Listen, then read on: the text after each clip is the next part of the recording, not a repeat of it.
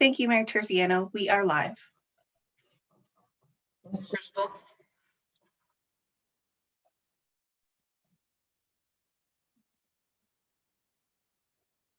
And let's see. And we'll chat later. Yep. I'm going to the store. I'm on the way to Haliburton,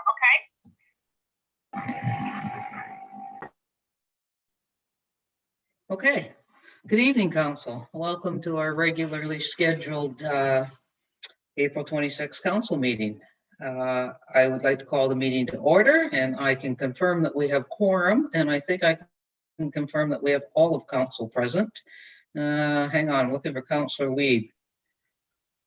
You have me, except my videos for some reason been disabled, and I don't know why it says that. The host has disabled my video. There you go. We'll count you present. Thank you. Okay, clerks have assigned movers and seconders for all motions as per usual. So I have a resolution moved by Councillor Weeb and seconded by Councillor Alcock. Be it resolved that the regular council meeting agenda dated Monday, April 26, 2021 be adopted as printed and circulated. All in favor? And that carries. Are there any disclosures of pecuniary interest? Seeing none, we will go into deputations, which we don't have any tonight. So we will move right into regular business. And I have a resolution moved by Councillor Stone, seconded by Councillor Schumacher. Be it resolved that the regular council meeting minutes dated March 22nd, 2021 be adopted as printed and circulated. Questions? All in favor? That carries. Reports from committees and meeting minutes, and we will start with information only in the Huntsville Public Library. We had a couple of meetings since our last council meeting, and the highlights of those are we were happy to welcome 3 new board members to the library. I know council passed a resolution at our last meeting to appoint these members, but we had a chance to get to meet them and get to know a little bit about them. And just as a reminder, they are Tyler Ellis, Christine Passarello, and Frank Vestito. And I think library board is going to really enjoy having those 3 new individuals. And we have a capital IT reserve motion that we have to pass as a council at the end of this meeting. So that's really the highlights from the library. If there's any questions, happy to answer them. And seeing none, we will go on to the BIA Board of Management and Councillor Stone. All right. The BIA Parking Subcommittee has requested that we turn the High Street parking lot into a 3-hour parking lot so that there's lots of room for customers to park. We as a council are discussing this at General Committee on Wednesday. Dufferin Construction. They have a number of kids' hard hats that they are passing out to the junior visitors that visit the construction on Main Street. BIA is having a photo contest of the downtown. They're choosing 9 photos, and there's a $50 voucher, downtown voucher, that is given for each of these, these pictures will be in the calendar next year. And lastly, the BIA is asking for the public's input as to what to put into the time capsule, which the BIA is putting under Kent Park when we get around to doing the reconstruction of that. So if anybody has some ideas, we'd love to hear it. And that's it. Thank you for that. Any questions of Councillor Stone? BIA related? Councillor, you're still up with Committee of Adjustment.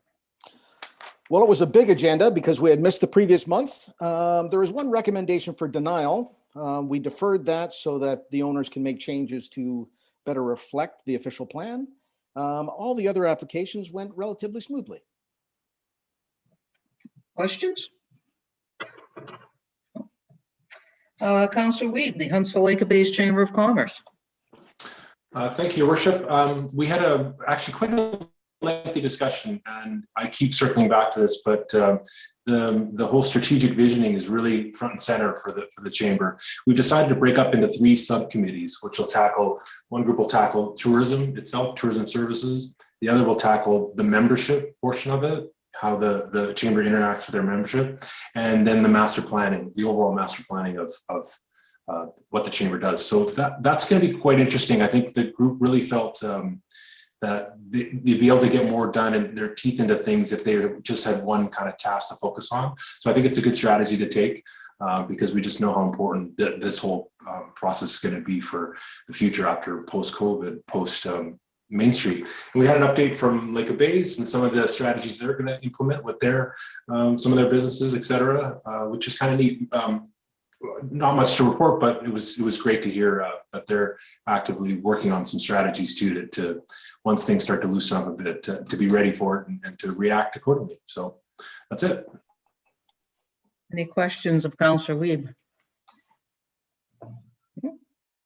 And finally, the municipal accommodation tax board update, and nothing really to update right now. The board is still working on ways to bring people to our community when the time's right. But because we don't know when that time's going to be, everything is still in the planning stage, but the groundwork will be done when it's time to pull the trigger. So that's probably all I have to share with you at this time. Okay, so we're going into reports for adoption. And the first is the Accessibility Committee. So I have a resolution moved by Councillor Armour and seconded by Councillor Schumacher. Be it resolved that the Accessibility Advisory Committee meeting minutes dated March 23rd, 2021, and the recommendation contained therein be hereby adopted as printed and circulated. Councillor Armour, do you have anything to highlight from that meeting?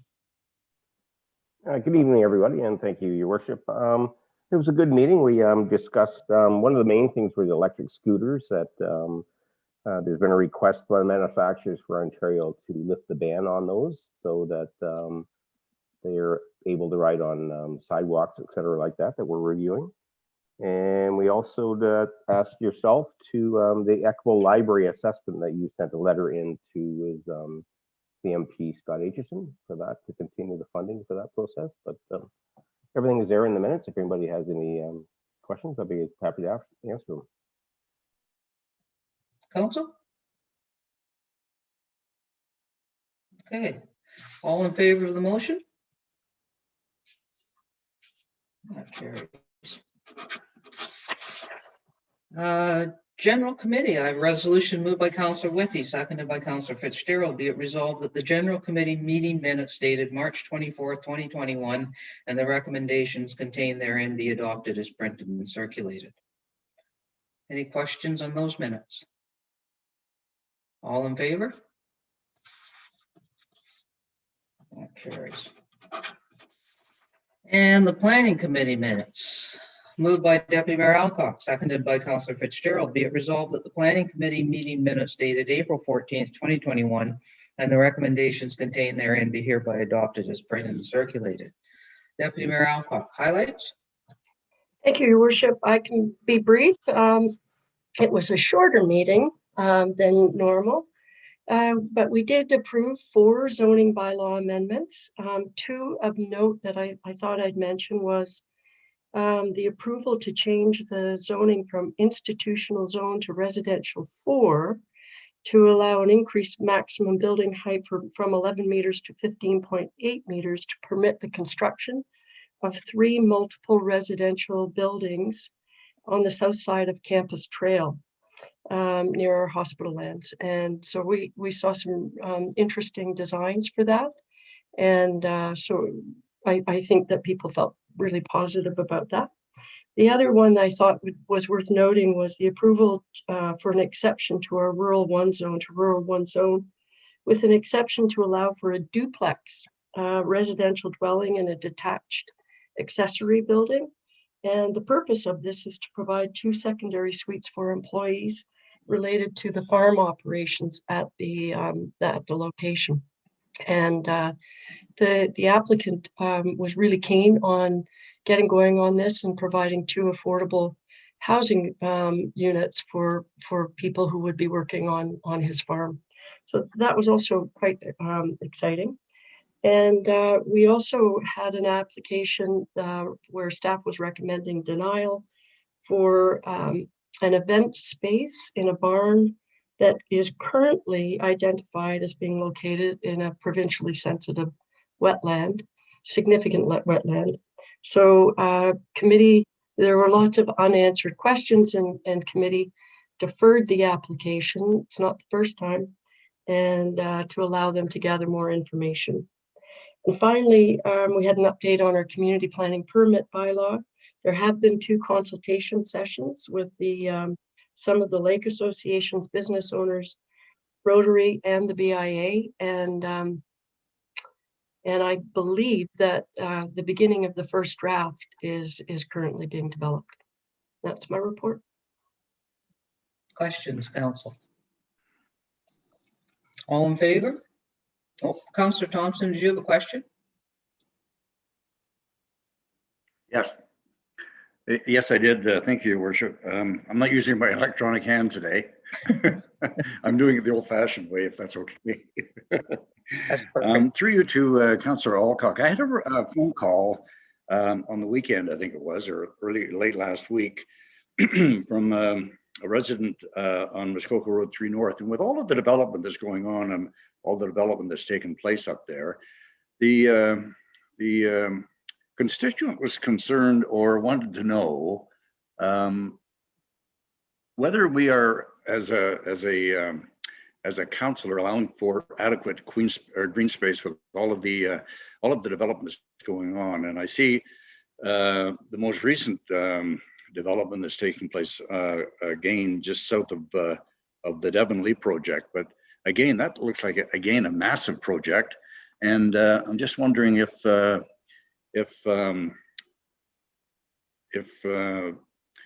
Chair Alcock feels comfortable and committee feels comfortable that we're allowing for adequate green space with all this incredible development that's happening in that part of town.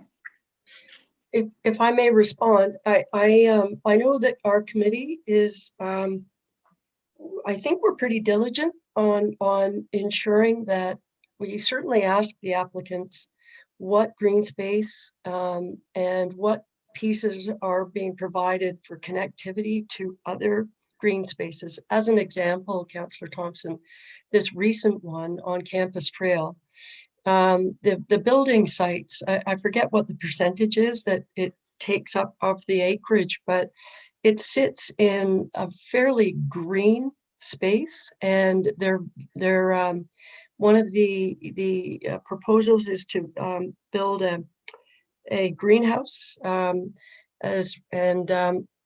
pickleball courts, and as well as there was a mention to the connectivity to the Ferry Vista Trail. So I know I highlight that one, it's fresh on my mind, but I know that any of the larger scale developments that have the opportunity to provide green space, we certainly, it's not only, it's important because our official plan, our new official plan identifies it as an important fact. It's not always that, I would say, for example, the property on Highway 60 for the new 50 rental units, it's not surrounded by green space because it's right on Highway 60. But when that went forward, we did ask, actually, how is it connected to Ferry Vista Trail?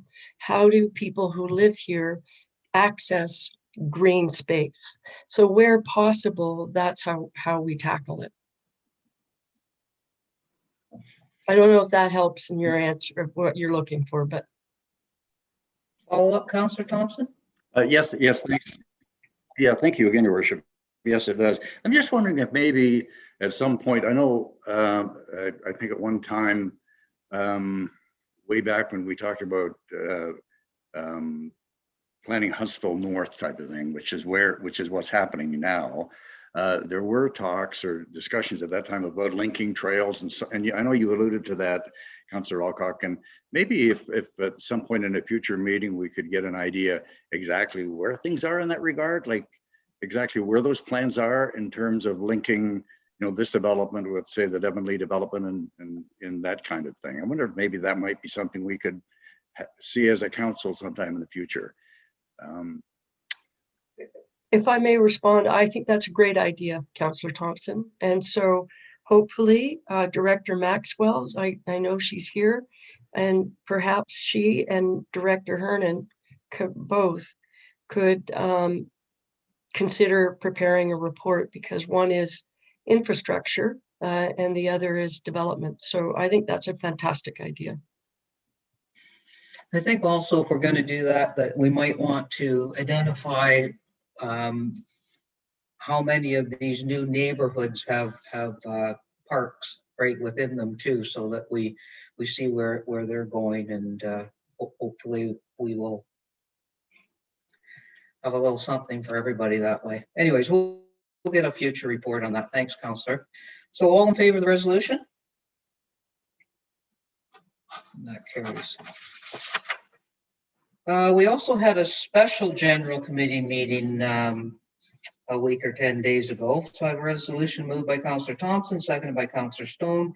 Be it resolved that the special general committee meeting minutes dated April 15th, 2021 be hereby adopted as printed and circulated. And that was a meeting solely to deal with the short-term rental license that was revoked. So that was a public meeting for the applicant to appeal that decision. And council upheld the decision that was made previously. Any questions on that? Councillor Whitty. Thank you, Your Worship. Just wondering if there's been any response since that meeting.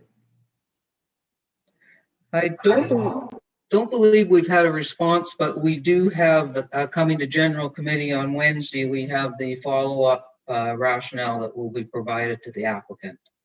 I could call on Crystal or Tanya whether there's been any communication since.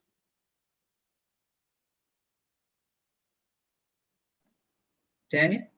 Thank you, Mayor Terziano. The only communication I have received is the applicant requested a link to our meeting, which I provided. That's all I'm aware of at this time. All in favor of the motion? Carries. Reports from municipal officers, and we have a report that's been before us before, but we had some confusion. So I have a resolution moved by Councillor Weeb and seconded by Councillor Schumacher. Be it resolved that staff be directed to waive the advertising fees for the Huntsville Junior C Otters in the amount of $6,624.48 for 2020 and $11,040.81 for 2021 to be funded from the 2021 COVID-19 recovery funding due to restrictions as a result of the COVID pandemic. We had some confusion at our last meeting about the fees as far as the Otters charge. Greg, do you want to highlight anything new on this now? Thank you, Mayor Terziano, and through you. The update was from the General Committee in March, and they want to know if anyone had already paid for their fees, what their options were. And the options are they can use that fund towards the funds for the 2021-22 advertising season, the upcoming season, or they can receive a full refund. And Brian is available too with me if there's any additional questions. Brian Crozier. Questions, Councillor Withy.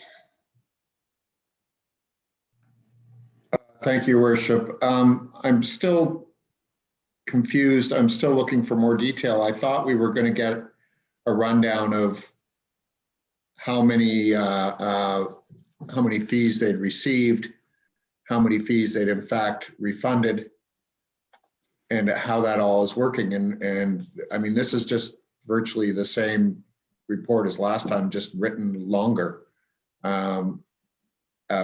As I said before, I've paid my advertising fees. I spoke to, is it Debbie? I forget her name. It was in the report. And I said, I don't need a refund. You can just hang on to them and I'll pay next year too. So I thought we were going to get an accounting of people that like me have just said, we'll continue to support the Otters. As I explained, the rink board advertising really isn't something that I have to, drive business through my door. It's more of a donation the way I see it. So anyway, that's my question, is why wasn't there more detail that we were asking for on this? If I might call on Mr. Crozier. Thank you for being here, Brian. If you're still here, here he comes, I think. I am here. I think Councilor's asking for an accounting. I'm not sure that is something that we'd be entitled to, but maybe you can answer the question in order to give everybody's put everybody's concerns at rest. I will give it a shot. In terms of looking at our records over the 2 seasons, we've had I believe 3, including Councillor Withy's firm, that have actually paid and made basically a donation to us. We have almost I would say 90% of ours that have not paid anything towards in this past season.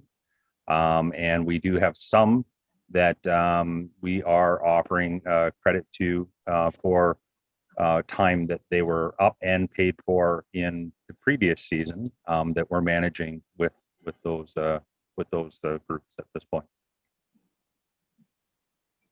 Thanks for that. Councillor, is that enough of an answer for you, or do you have something more specific? Thank you, Your Worship. I'm shocked that so few people paid. But anyways, so be it. I wasn't, of course, looking for names or anything. That was kind of the league of numbers I was looking for. But anyway, that's fine. There's only 3 of us who care. Okay.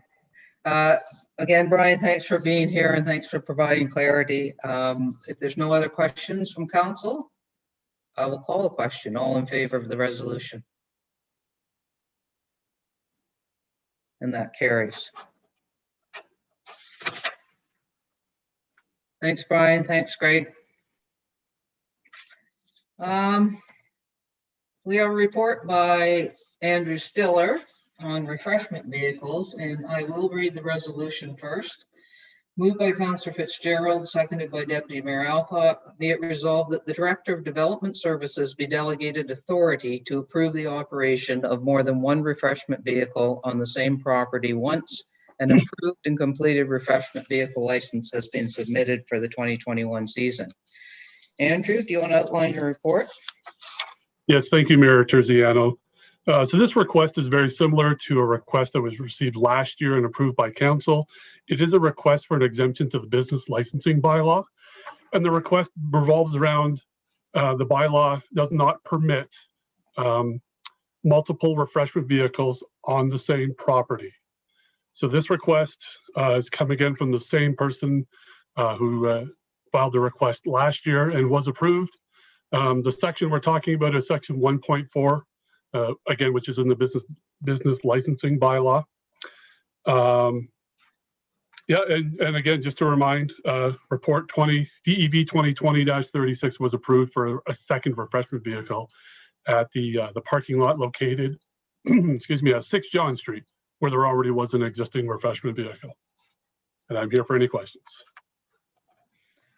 Questions from council? I know Councillor, I'll go to Councillor Armour first. Thank you, Worship. Through you to Andrew. I'm just curious, Andrew, how many refreshment trucks will be down in that area now? Are we still going with 3, or is there more than that? Through you, Your Worship, to Councillor Armour.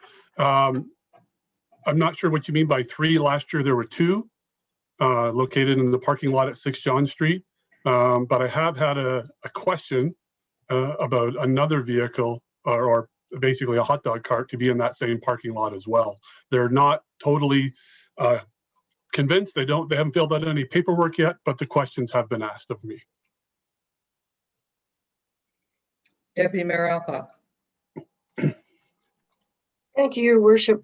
Basically, I think I got the answer in response to Councillor Armours. So, Andrew, there's been another request, and that request is for a hot dog outlet. Is that right? Through you, Your Worship, yes, maybe not so much a request as questions. Questions. Okay. Yes. All right. Thanks. Councillor Fitzgerald.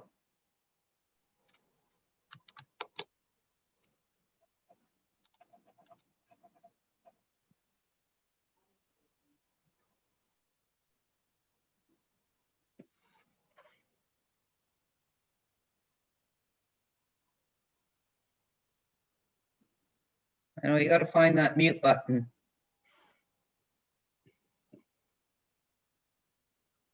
You're still on mute.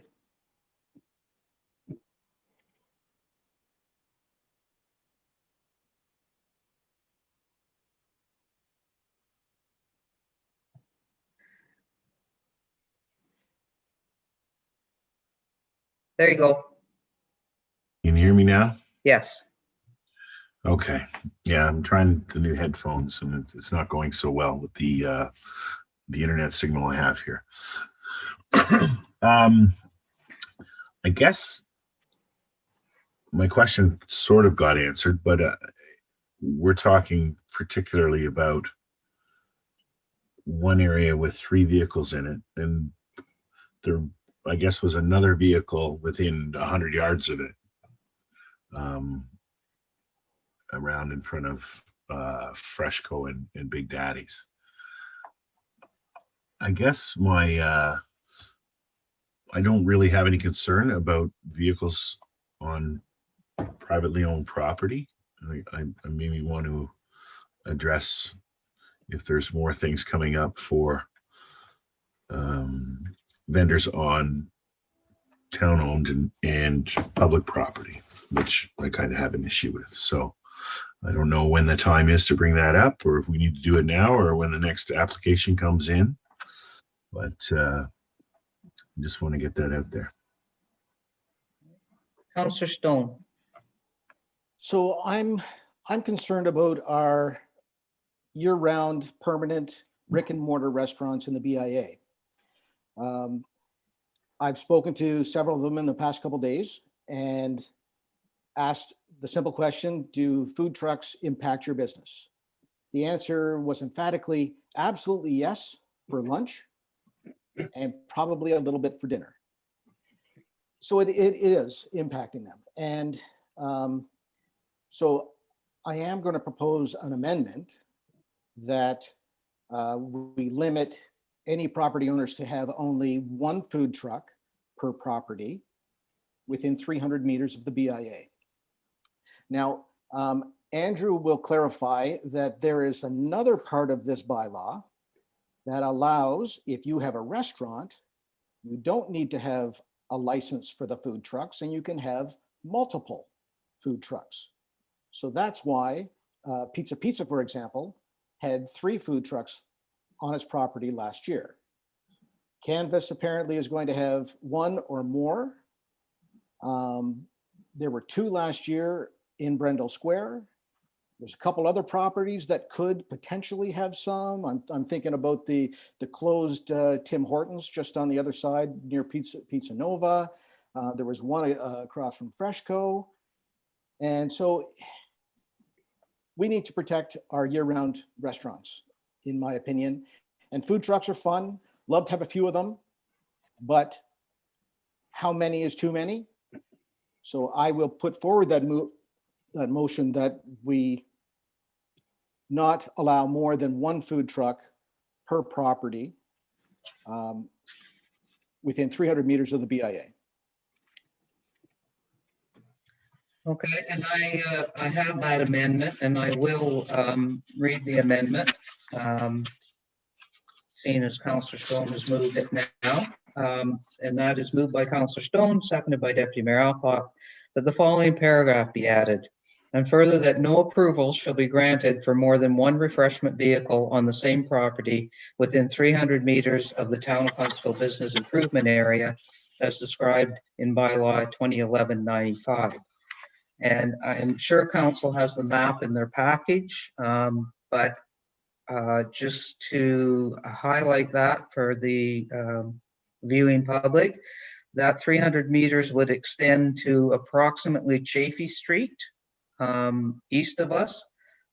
It would take in just past, probably take in the old train station, just past Paget Lane to the west, and almost to the bridge north of us, and up to just past Duncan Street south of us. So that circle would take in that area.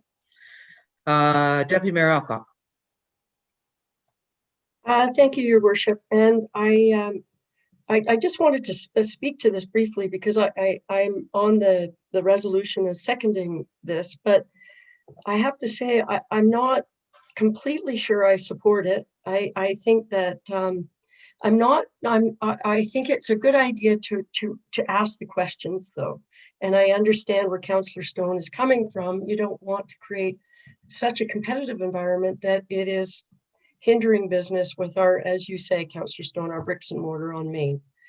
But I always thought that the food trucks that we have so far approved are offering something that's somewhat different, such as the crepe truck, or even the Algonquin Cafe, you know, pulled pork barbecue, and some of the others. I guess it's difficult because you alluded to, and I understand that there are about 3 different takeout places going in the old Tim Hortons building. One for sure, if not up to 3. So they're going in, and yet we're saying rejecting others because they're within 300 meters. You can't stop the others from going in. So I feel like it's a bit of a, it's not entirely an equitable policy if it was approved. And so I'm really uncertain about it. And if we don't, that space has created a bit of a buzz, you know, for people who might go have a beer at Canvas and want to eat something. It's right there. I've talked to lots of people who find it quite a creative space. So my question to Councillor Stone is, if we limited it, where do you see the food trucks moving to? What other spaces might be available? Councillor Stone? So in response to that, I would say there's still plenty of food trucks available. So Boston Pizza, if we pass this amendment and allow only 1 per property, that does not speak to the 3 that will be on Boston Pizza. And Canvas will have 1 or 2, and they can, because the other part of this bylaw allows for multiple if there's a restaurant on the property and they have parking.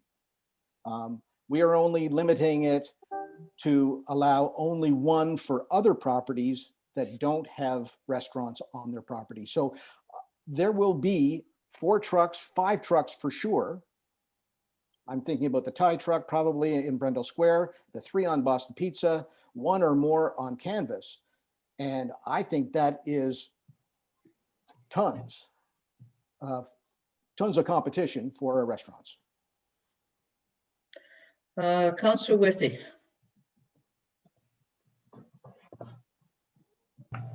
Thank you, Worship. Why 300? Why not 500? Why not 200? I was just wondering what sort of process went into deciding on that number, because if they're, I mean, they're Brent, anyway, I'll let you answer. Thanks. Councillor Stone? The quick answer was I threw in an arbitrary 500 meters to begin with, and then thought, well, maybe that's too much. The 300 is probably a short walk from the downtown. Councillor Whitby, Follow follow up? up? Then if it's a short walk from the downtown, then are you accomplishing your goal of protecting restaurants? I'm not, I understand where you're coming from with this. I'm trying to get my head around the effectiveness of this amendment when people are going to walk to what they want to eat anyway. And I mean, there's no driving downtown anyway, so people are walking all over the place. I'm just not sure that you're accomplishing what you're after with this. Councillor Thompson? Thank you, Your Worship. I think this is a good amendment, actually. And I see the rationale behind the 300 meters because it is the BIA, and if we're looking at the BIA geography, then it is really from the bridge up to Lawrence Street type of thing. So I see the rationale of the 300. And as Councillor Stone has pointed out, no one seems to be, or there's, at least there seems to be not fewer of these takeout units this year than there would have been last year, from what I'm understanding. So I find this is a good amendment, and I'm totally in favor of it. Yeah. Councillor Armour, and then Councillor Fitzgerald. Thank you, Your Worship. For me personally, I don't know if I'm prepared to vote on this today. I would like to see a better report. I think we're just throwing darts here at what the 300 meters is and who is it going to affect and how many food trucks were established here last year that it will affect this year, or do we have new ones coming in? I think I just need more to know to actually be able to vote on a resolution of this such. Councillor Fitzgerald. I think that's a very good comment, Councillor Armour. I guess I just wanted to respond to Councillor Alcock and talk about food truck versus year-round people. So I think the license is $500. Someone correct me if they're wrong. And we are looking at restaurants who are permanent community members here through the good times and bad times, and supporting sports clubs and charities and paying taxes. So I think we owe them a bit of homage here, and in order to appreciate the things that they do in our community and not allow too many refreshment vehicles in here to deplete the resources in the very short period of time they have to make up for those bad times of the year. Back to what Councillor Armour said, I tend to agree. I don't see a map, and I can't find one in my report here that encircles that 300 or 400 or 500 meter area, whatever we decide upon. But I think if something's coming back and we are going to get another report, I would like to see that we don't allow these things on town-owned public property, other than for special events and fundraising. Okay, I think just before we go on, I think last year when we had this request for a second vehicle over on the Mike Peters property, we considered it quite quickly because we were dealing with COVID. Now we're still dealing with COVID, but we're also dealing with Main Street that's just completely shut down for construction this year. So it might change just how we looked at things last year. But the other thing is we do have a bylaw in place now that says one refreshment vehicle per property. I believe it has a different restriction if the property is owned by a restaurant. Anyways, I tend to agree that I think, Andrew, we need you to come back with a full report. And I appreciate the fact that you were trying to help us out with this one, much like we made that snap decision last year. But I think we need to look at the full bylaw this time and determine what we want to see with refreshment vehicles throughout the town. I see the CAO has her hand up, so she may have some words of wisdom here. No, thank you, Your Worship. I just want to get a little bit of clear direction. I'm not so sure staff are really clear on what they're being asked to come back with. We certainly can come back with a list of previous vendors that have had food carts in different locations. We can provide you with those locations, but perhaps a bit more clarification on what you're expecting to see in the report, and perhaps if Director Maxwell would like to add to the conversation, we can invite her to speak as well. Thank you.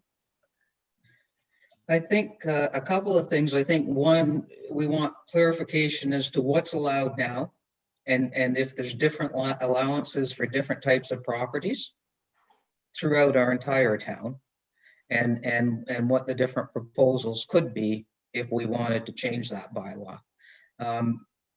I saw Councillor Schumacher's hand up first, so I'm going to go to her before we go any further. Thank you, through you, Your Worship. Yeah, I definitely would appreciate, I'm with Councillor Fitzgerald, I didn't see a map in my particular package either to outline where that 300 meters are. And I do understand that obviously there are some differences when we are looking at, as Councillor Stone said, we do have the amendment to the bylaw where there's a restaurant already on the property. And I'm fully in support of the, supporting our local restaurant. But I'm looking at something like the Algonquin Cafe, where it is a year-round, business that we do want to support, and then they have a satellite truck sort of stop at a different location. To me, that is a little different. That's supporting them in a different way than saying necessarily the taco stop that only comes out, which is great, different option for somebody, but comes out for the summer months. Makes Huntsville a very viable place. That's what I've heard, is we are quite a community that offers a variety of, from vegan, vegetarian to different types of food trucks.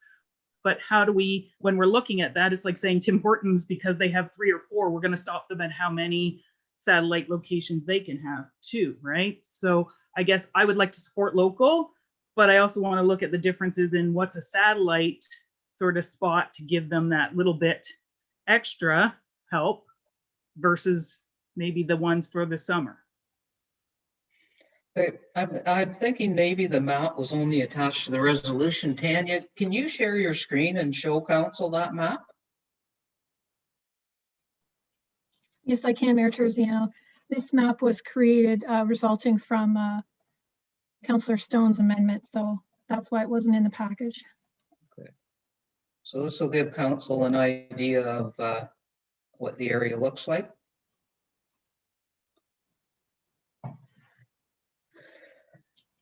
Can it go a little bit bigger, Tanya, or not? Yep, I sure can.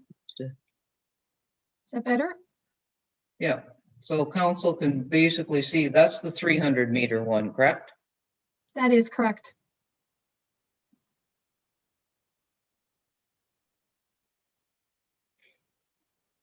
Okay. Councillor Whitney, I'll call your hand first. Thank you, Your Worship.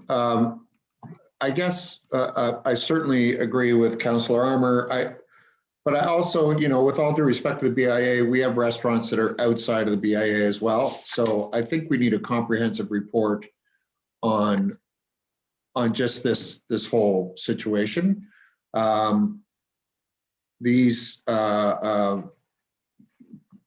sort of, as Councillor Schumacher said, you support local. Well, these food truck people are local as well. So, I mean, and it isn't, we're in strange times. I mean, often you would say bricks and mortar have an advantage because they've got indoor seating and alcohol sales and things like that, but that's not the case now.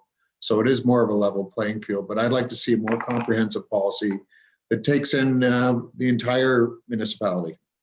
After all, that's who we represent, not just the BIA. Thanks. Councillor Weeb.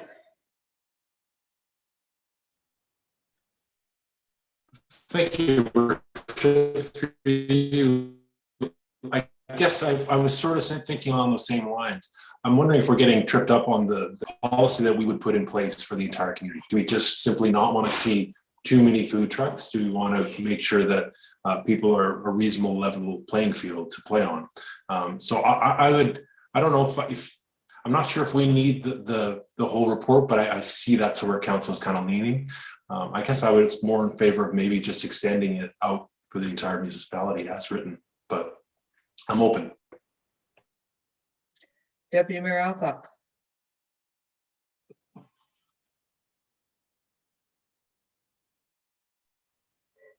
Thank you, Your Worship. I actually would have been happy to follow Councillor Schumacher because she was more articulate than I was in explaining where I was coming from. I certainly understood where Councillor Stone was coming from about protecting the bricks and mortar.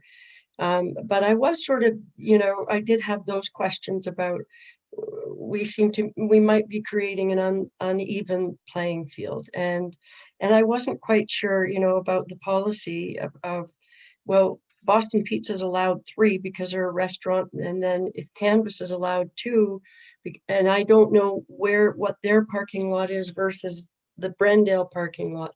So basically I had a bunch of questions that we've just had conversations about. So I completely agree. It would be helpful to have a more sort of fulsome report that would explain some of those things.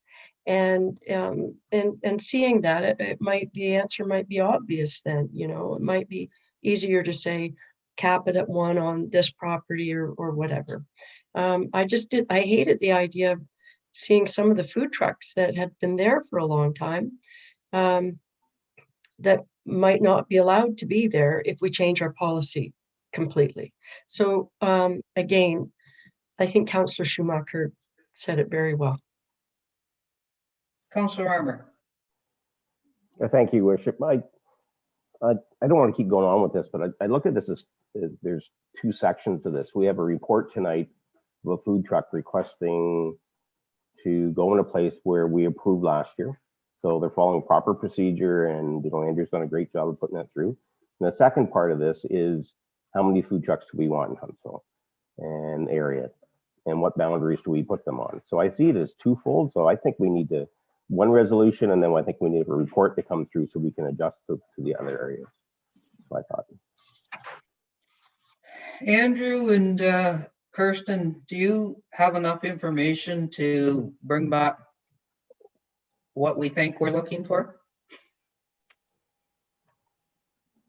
Thank you, Your Worship. Yes, I believe that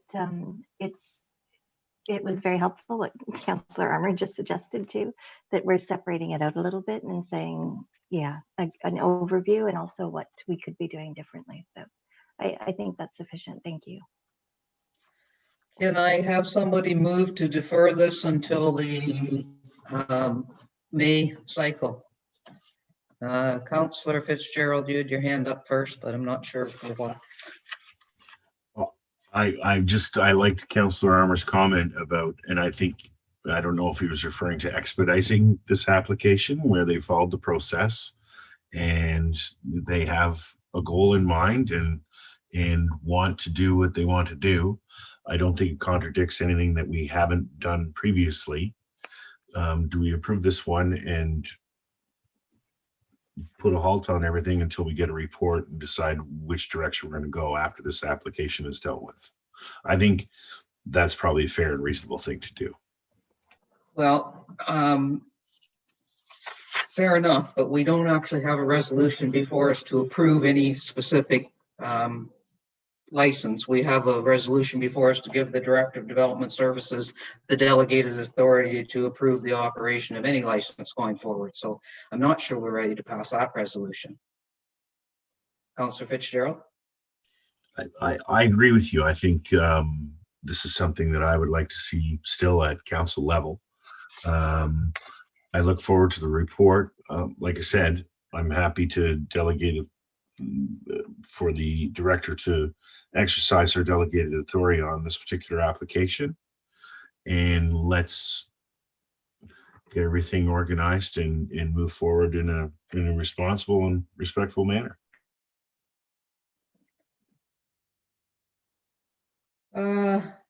Madam Clerk. Thank you, Mayor Terziano. So right now on the floor is Councillor Stone's amendment. So that's the one we have to deal with right at the moment. Once council deals with that amendment, then we go back to the main motion. And either you can put a motion on the floor to postpone the matter, which I've crafted and I can put up with Mayor Terziano's approval, or you can defeat the main motion, your call. So we can't postpone the amendment as well. I would suggest you deal with the amendment at the moment, and then we go back to the main motion and postpone that one. However, if we defeat the motion, the amendment, then it can't come back to us. It would be in the main motion, and the main motion isn't passed yet. Remember, we're postponing it. So from All there, right, it's open. So you want me to call a question on the amendment first? Yeah, yes, please. All in favor of Councillor Stone's amendment? Keep your hands up. It might be close. Opposed to the amendment? Okay, so that's defeated. So we're back to the main motion. If I'm okay to share my screen, Yeah. you can, as we're crafting this. Please do. Thank you.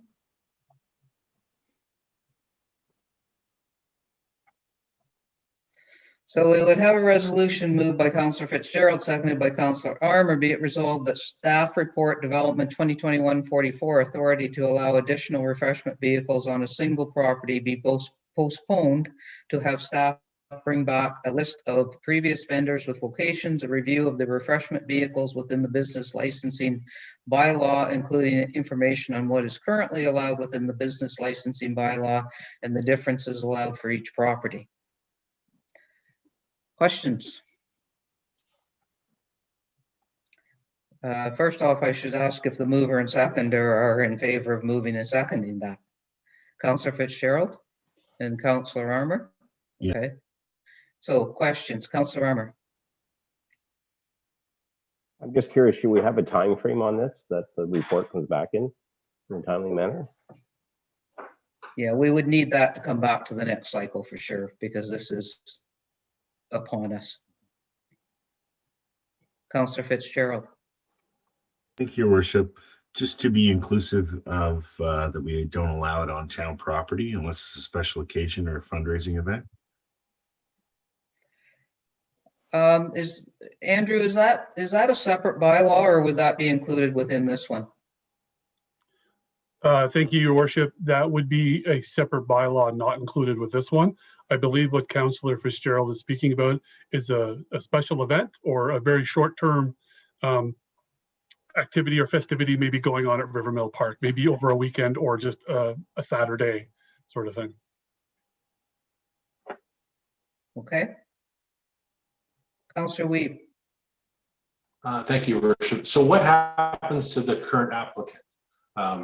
Do they miss all of the next month because they're waiting for this, for us to sort of get our house in order, or, you know, they'd be missing out? I mean, that's what I'm. Andrew? Thank you, Your Worship, through you to Councillor Weeb. The answer is yes. The applicant looking for the exemption would have to wait until council gives approval to basically open up shop. Deputy Mayor Alcock. Thank you, Your Worship. Following up on that last question, is there any way we can add another bullet in there to allow this current applicant who already has a food truck there? Because that's the one we approved last year, right? The So one we if that- approved last year was only for last year. I know, but I'm just saying, but they were. And I sort of feel like they've gone through the regular process. They're kind of getting caught up. I don't know. I would like to be able to approve that one. I'm going to defer to the clerk, but I would imagine that we would need a completely separate resolution if we're going to allow somebody that's made application to the bylaw department. Would we not? That is nothing in this report, so it's not germane to this motion. So you are correct, Mayor Terziano. Okay, so let's finish with this motion and then we can deal with the other. Okay, so you saw the the resolution to postpone. All in favor of that? And that carries, and I don't have that, so that carries. Now, I guess we're still under the same business. Does anybody want to make a motion? Councillor Fitzgerald. I'd be happy to make a motion that any completed applications for a refreshment vehicle that are complete and full and ready to go be approved in the meantime. Can I ask first, Andrew, do we have just one application on the books right now? Thank you, Your Worship. Yes, there is one fully completed and approved application with basically holding with myself upon tonight's decision, and the other one was simply just questions. Can we actually have the name of that application for the clerk to prepare a resolution that we can approve that specific one and not be all over the map here? Certainly, thank you, Your Worship. It is the Algonquin Cafe, and the owner operator is Walter Chris. Okay, Tanya, can you prepare a resolution that council could consider for that one license? Councillor Armour, and then Councillor Thompson. I'd just like to second that motion, Your Worship. Okay. Councillor Thompson. Your Worship, as this resolution is not in the agenda, do we not need 2/3 approval to go forward with it? Sure, absolutely right, Councillor. You ever on your game tonight? Do I need a resolution to proceed or just 2/3 vote, Tanya? 2/3 to vote. 2/3 to carry it, right? Yeah. Okay. So if you have that resolution, if you can share it in the screen so that everybody can see it. I certainly can. If I can just request Andrew look at it to see if it's reads correctly. Yeah.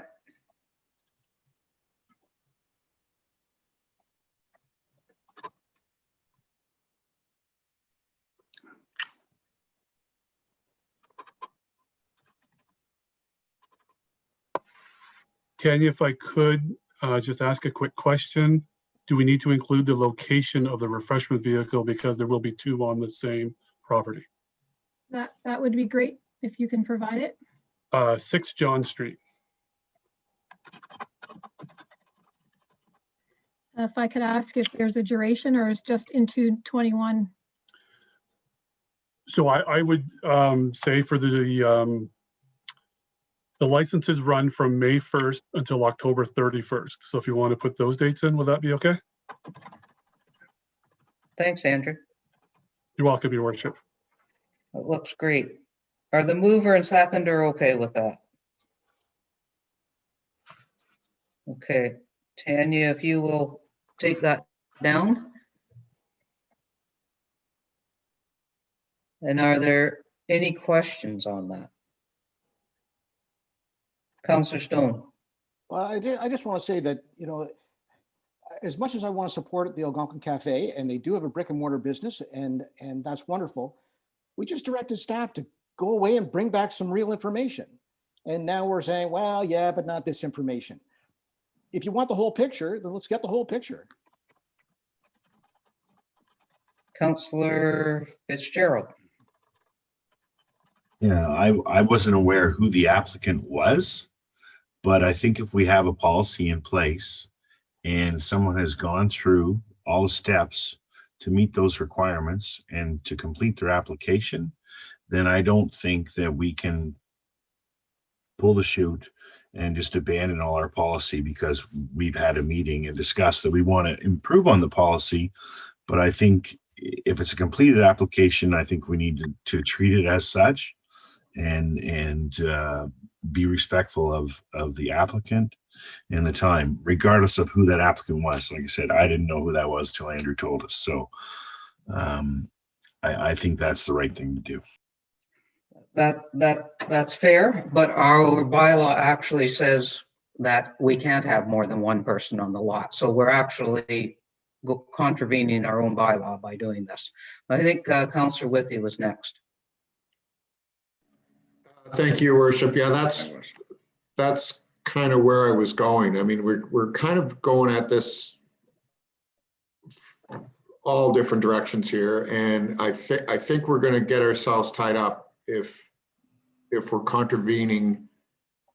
I mean, we got too many balls in the air. We're contravening as an existing bylaw to do this, so I don't know how we can do that. I mean, regardless of what we're going to plan to do with any new bylaw or amendment, it's, as the mayor said, we're going against our own rules.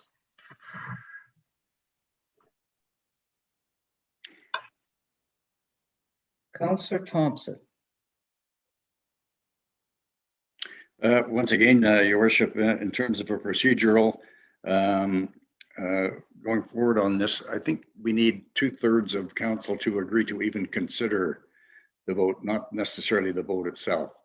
I think that once we've got 2/3 approval to consider, then we just need a simple majority to actually approve it. Madam Clerk, can you comment on that?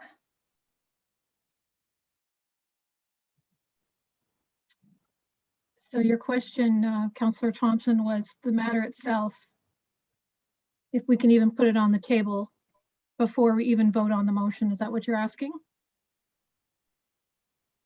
Yes. Yes.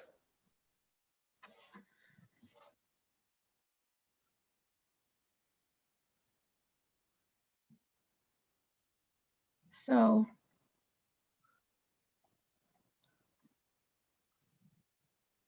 it would be 2/3 to put the matter on the table in the first place. Okay, council, before we go any further, we need 2/3 to consider the matter. All in favor of considering the matter at this meeting?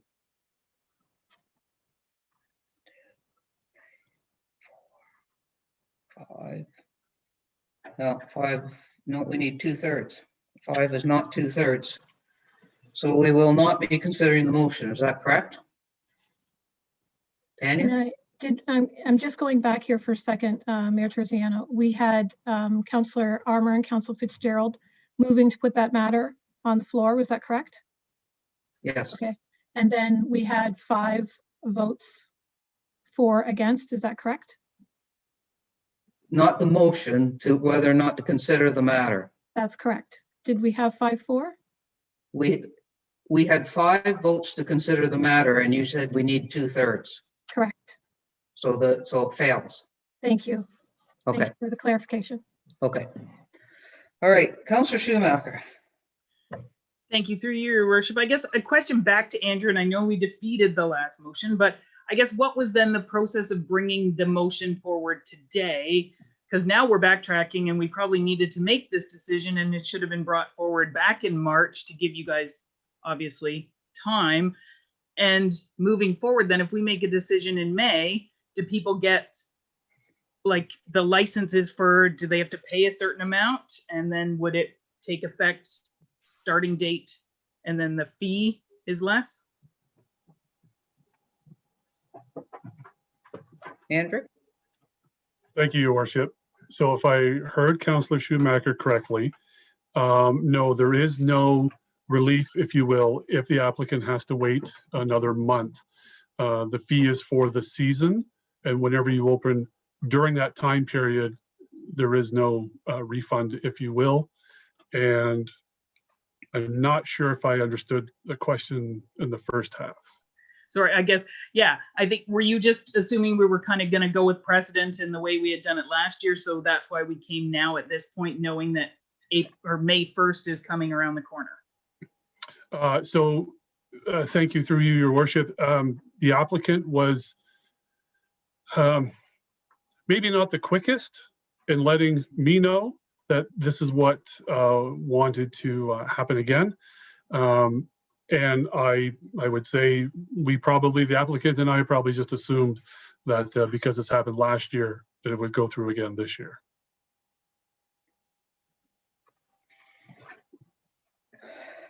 Councillor Fitzgerald. That was kind of my angle on this whole thing, that we already had precedent there. And I guess I'm a little disappointed that we're going to treat people like this.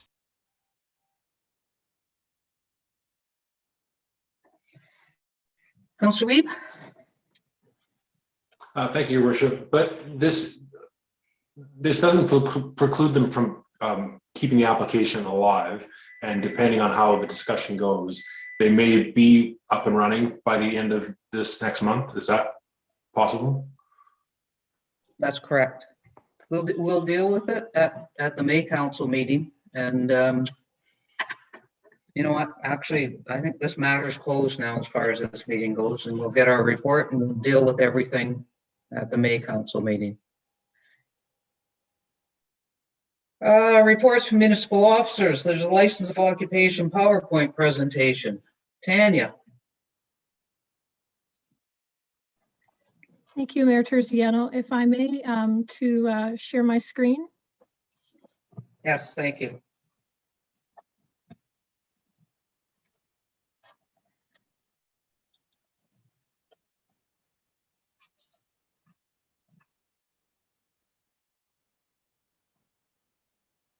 Okay.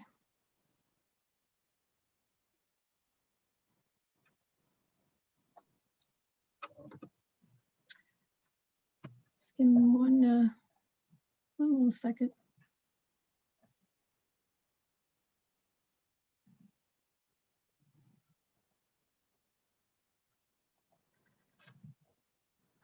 Okay, can everybody see this okay? Yep. Okay, awesome. Okay, so I'm going to go through this fairly quickly. Everybody good? I'm going to go through this fairly quickly because you've already seen it in your presentation. So I just want to thank Director Steve Hernan and Colleen McDonald, our Manager of Parks and Cemeteries, and Jessica Boyes, who is our Legal and Agreements Coordinator. They helped with this PowerPoint, so thank you for that.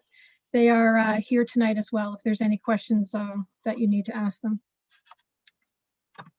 So this policy, the town has been issuing these licenses of occupations for decades. I was just looking at one today from 1972. So they've been in existence for a long time. Our current policy has been in existence since 2017. I believe at the time, Director Hammond and Director Lamb brought this forward at that time. So here are three samples. These are the three main samples of the current policy. One is infrastructure, so under our roadways, utility stuff. Two is encroachments like a garage, and three is a dock, which is across from a municipal road. Those are the three main purposes of the license today. So this is an example of when there is a dock across the road. This is how we would deal with an application. I'm not going to go through it all, but that's how we would manage that application. So the next slide just shows what in November we came to committee and we asked for a pause on the policies to allow us time to look at them because they were starting to be out of date for us in certain areas. So committee allowed us to do that, and so that's what we did. So in February, we came back to General Committee and we had 5 changes to the policy. So the first change was that we went from no terms of license to we added a term, 10 years for most of them and 20 years for infrastructure that's under the roadway. The second change was in regards to transferring property. So lots of times change of ownership will happen with the dock across the road. People will come in at the last minute, say, I'm selling my property. I need something to show that you're going to honor the current license of occupation. So we put in a mechanism for those individuals if that happens. That allows us to provide a conditional letter until the property is sold, and then they come in for a brand new license at that time. So the next one was this deals with when council has plans or policies in place. This deals with that, so we will not issue a license of occupation within 5 years of that acknowledgement. It used to be 10, we've dropped it to 5. The next one is for the removal of an encroachment. We didn't have anything in the policy what would happen if we had to go out and remove one. So those 4 were not really disputed at all by committee. The next one was the area where there were struggles. So there was 4 scenarios, if you'll recall. These were the 4 scenarios that we had in that report. We offered 2 and committee chose 4. So this was the motion that we had and committee amended it, and this is what we have now. So last council meeting in March, council pulled that motion out of the meeting minutes and they postponed it. So at that meeting in March, there was quite a big discussion. So just a reminder, we have the 1 stream already that's been in existence for years. And then we have the 2nd stream in regards to the associations. So this is the one that we're talking about. Here were the 4 major concerns that council raised at the last meeting. Proprietary, the waiving of fees or not, service clubs with docks, and insurance. So proprietary rights. It's a public space. You guys amended the motion to say it must be signed, so that one is done. Next one is fees. Currently in the motion, there's no fees for unincorporated or neighborhood associations. The next one is the service clubs. The service clubs would be under stream 2. The last one is the insurance. Currently, committee has said that the town will pay for the insurance. So there is 57 docks in our town. A lot of them are at the town dock, and Colleen McDonald can elaborate if required. So there might be 25 just at the town dock alone.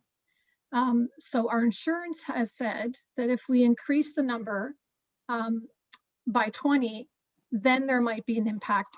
Anything up to it, they're not thinking there would be an impact. 50,000 is our deductible. So this comes to the insurance. If an unincorporated association had to get the insurance, they could. Remember, right now the town is paying for it. The second thing is the members would have to be listed on the insurance if they were to get it. The third thing, which is current and correct, the person has to sign the license of occupation, 1 person. So the question that we ask is, do you want individuals or groups to have the rights to install and maintain a dock for either sole use or public use on town-owned lands? I think that's the main question you guys are looking at. So the sole use is the one we mentioned at the start. It's when the person is across from the town, a town road and has a dock. It's the encroachment of a garage. It's the infrastructure on the ground. The public use is where we're talking about. Do you want insurance and do you want fees? Right now, the town is paying insurance and there are no fees. So that's my presentation. And I'm certainly happy to answer any questions. Hey, are there any questions, council? We're not dealing with a resolution or anything tonight. There's just a presentation and an opportunity to ask questions. Councillor Withy. Thank you, Worship. The clerk asked us a question. I would support getting people, whoever they are, they can get their own insurance. We demand insurance on anything else that goes on in this town, and I don't know why this should be any different. It's not really so much about, I mean, it does, whether it affects our premium, that's part of it, but the other part of it is claims come at us, and with the $50,000 deductible, somebody goes on and slips and falls, and I mean, we're going to end up paying out money on that end. So that's why I believe that any of the people involved with this need to get their own insurance. And it's not hard to do.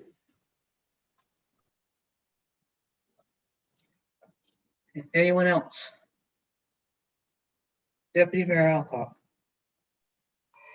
Thank you, Your Worship. I guess following up on what Councillor Withy just said, so I guess the next question would be, if we said that they have to get the insurance, then do we have a preference? Are we asking a representative of a loose association, or are we asking that they form an association and have that rep? Are we back to that discussion? Because presumably, I don't think you could have one person carry the insurance when a whole bunch of people are using it, and we put a sign there saying public use. So it's really just a query to say, how would that work if we were going to ask the citizens to get the insurance? I'm not saying I'm opposed, I just don't know how it would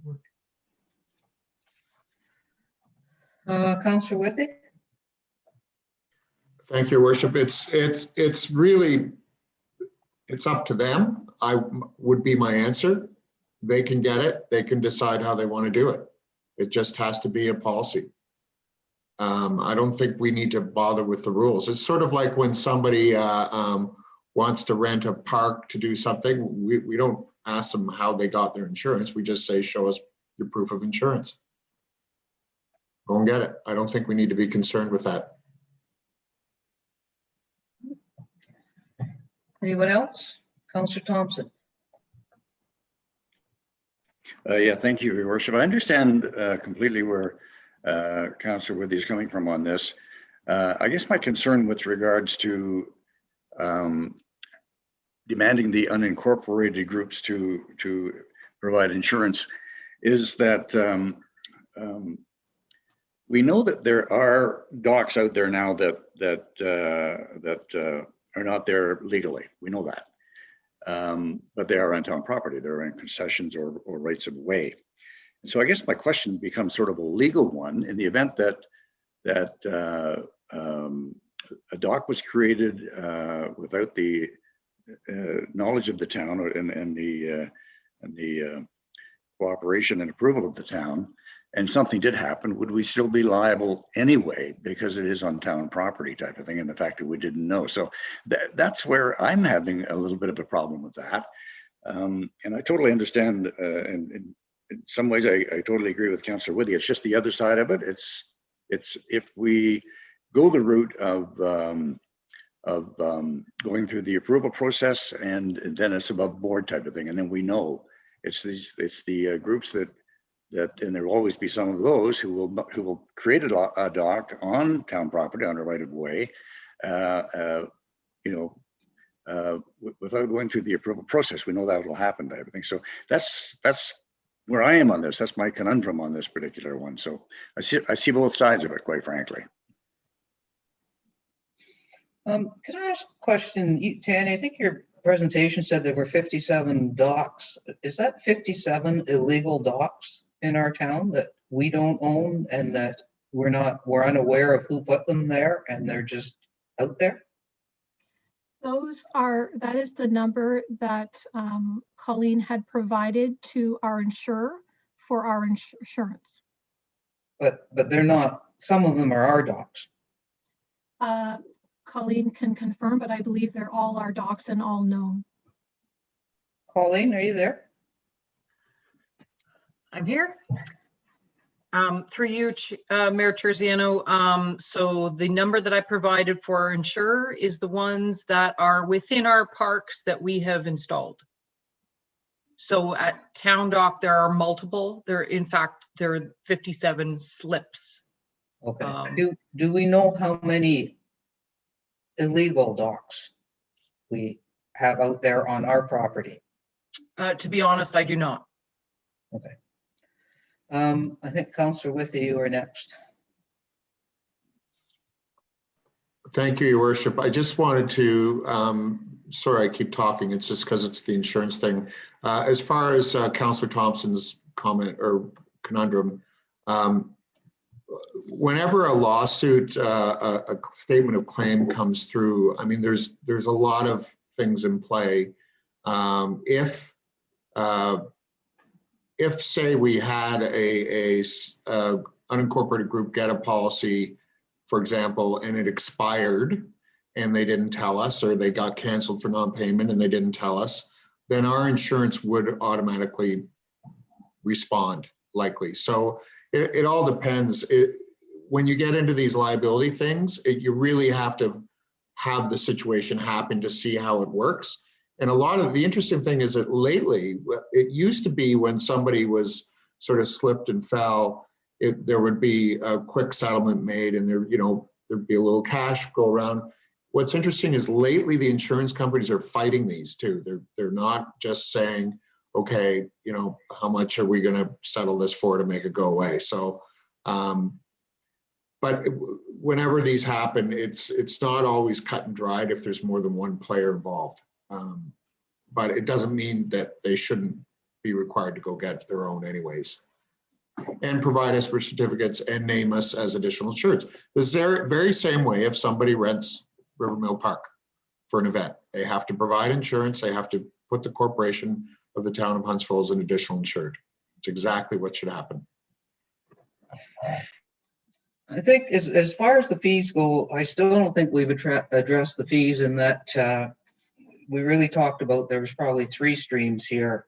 I have no problem with service clubs maintaining docks and having no fees, but neighborhood groups, you can have one person needs to pay an application fee and a yearly fee to have their own dock, and yet if 2 neighbors get together, they pay no fees.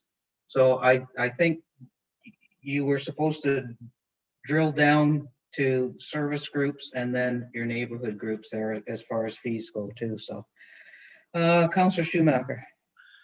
Well, yeah, I guess through you, Mayor Terziano, that begs the question though. So if the sole, because we're not talking about sole, but the sole person has to pay the fee and then they don't have to post a sign saying public use, correct? It's just for their own individual use when it's a sole person who, across the road. But if 2 people get together, as you say, do they then have to post the sign?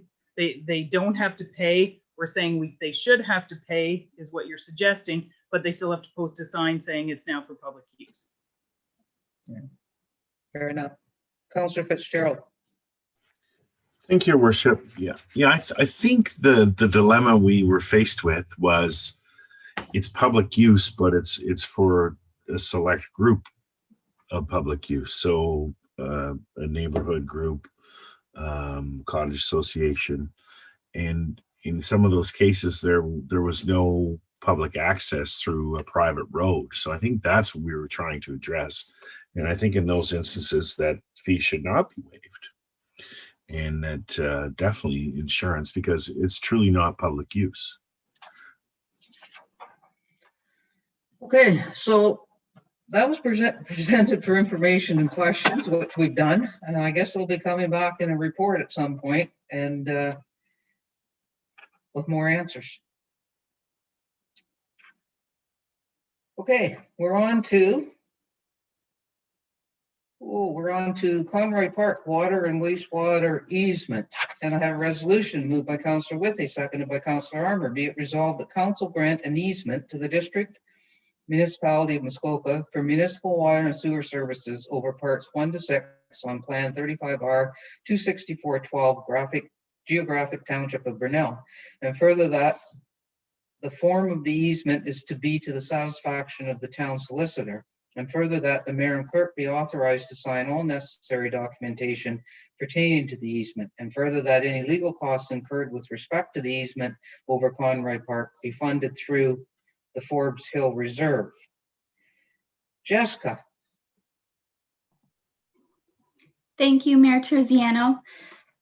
So yes, this report is for approval to grant an easement to the District of Muskoka. As you will see on Schedule B, there's water and sewer infrastructure that goes from Brunel Road through to Forbes Hill Drive and to the De Novo building. The infrastructure was previously private for the town of Huntsville, and when the Waterloo building was sold to De Novo, it was determined that the best course would be for the district to take this pipe over and operate it as a public pipe. There were some investigations that were done, including surveillance of the pipe. And during the investigations, it was determined that the portion of the pipe from Brunel to Forbes Hill through Conroy Park required an access easement for the District of Muskoka. And the easement is shown on the plan attached in parts 1 through 6. And if you have any questions, I'm happy to answer. Thanks, Jessica. Questions, council? I have one, and that's as far as funding the legal costs through the Forbes Hill Reserve. Do we not have a legal line that can fund these things? I Madam believe. CEO? Sorry. Your worship, we do have a corporate legal line, but anything that was associated with the sale of that property technically would come out of that reserve, but it's up to council where that is funded, but we do have a corporate legal account.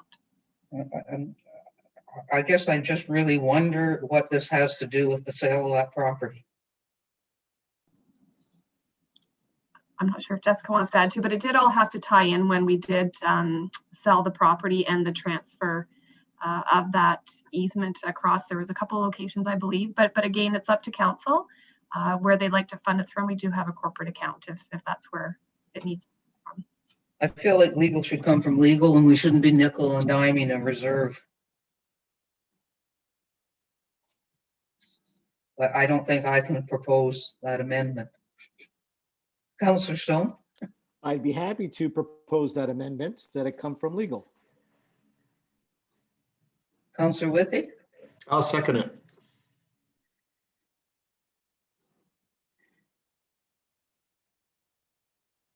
I'm guessing somebody's doing up that resolution. If I can confirm, Mayor Terziano, we had, who moved the motion? Councillor Stone, and seconded by Councillor Withy.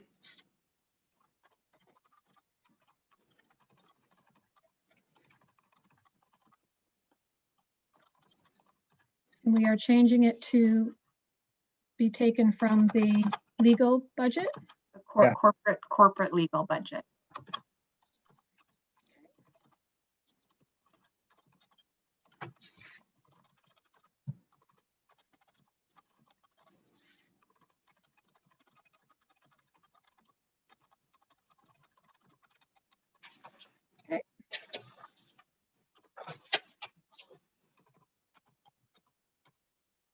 Okay, if I share my screen, Mayor Terziano? Please, thank you.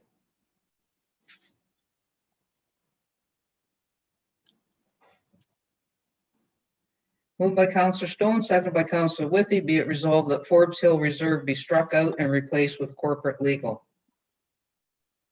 All in favor of the amendment? And that carries. And then the main motion as amended. All in favor? And that carries. Thanks, Jessica. Thanks, Tanya. I have a resolution moved by Councillor Thompson and seconded by Councillor Armour. Be it resolved that council accept and approve the spending of the $9,400 fire safety grant in order to support increased training opportunities and the establishment of a virtual inspection program. And further, that the mayor and clerk be authorized to sign the Fire Safety Grant Ontario Transfer Payment Agreement. And Chief Collins, welcome. Thank you, Your Worship. Do you want to highlight anything in that report for us? Just that this grant opportunity came up fairly quickly, and so there was no opportunity to bring it to council before we applied for the grant. It was a $5 million grant from the province. It was divided up by population, and Huntsville became eligible for $9,400. So we did the application looking at a tech project where we are looking to put portable computers in some of the fire trucks, which would be internet capable through a mobile device. and would be used for training and also for fire prevention inspections. So all we need tonight is council's approval to accept that money and to spend it as the way we had applied. Questions, council? Councilor Armour. Thank you, Your Worship. Through you to Rob. So Rob, the $3,100 a year, is that for the Wi-Fi costs to run the computers, or it's just for update or IT and stuff? Through the mayor, that is including the, there's an app that we have proposed which will allow us to do remote inspections. That is a real COVID related item. In the past couple of years, we have not been able to get into long-term care facilities to do the required inspections. This app would allow us to do that remotely.